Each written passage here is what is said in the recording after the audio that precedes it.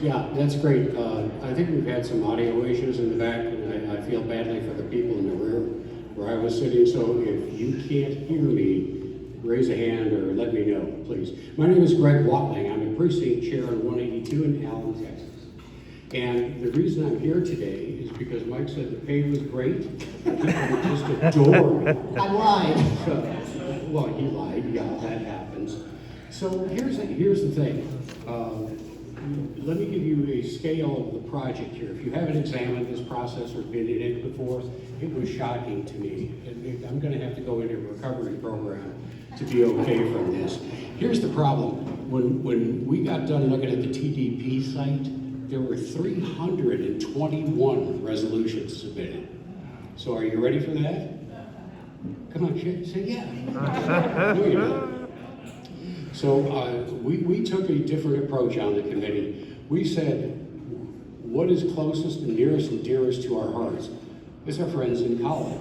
People who went to a keyboard and took the time as stubborn activist Democrats to participate and submit resolutions. Those resolutions totaled 14.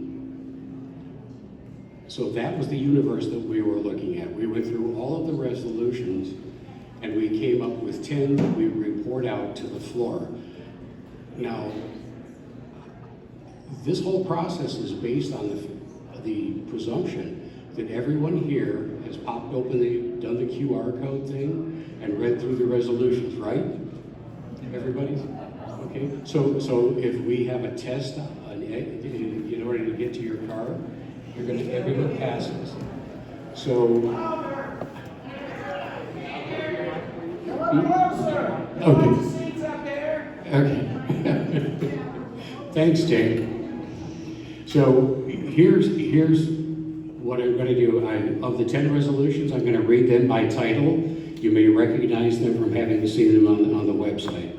The ones passed out have to do with the removal, suggesting the party deal with the removal of precinct chairs who abandon their position, become derelict, or act badly contrary to party rules.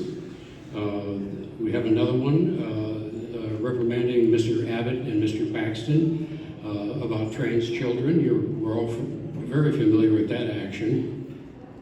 We have another one that would recommend that nurse practitioners have more latitude to deliver more medical care, particularly in rural areas, without being directly herded, cajoled by a supervising physician.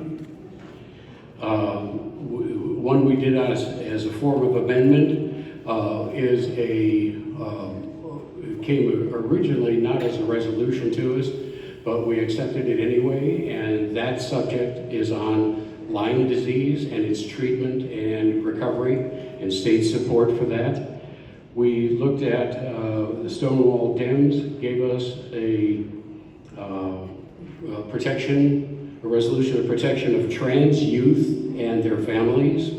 Resolution, we have a resolution that would ask the state party to support filing fee costs and free van access to all candidates for 2022.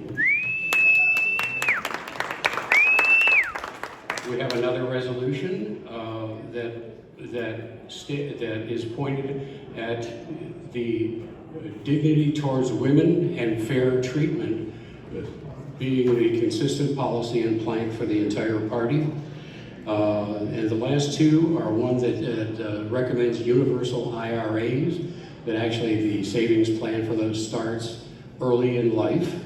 And the board of directors of public companies would then be also the final resolution required to have representation of the people they employ.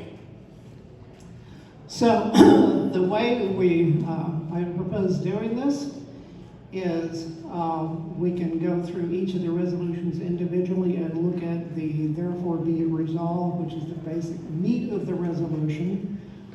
If you would like to do that, that'll take a few minutes to get through all of those.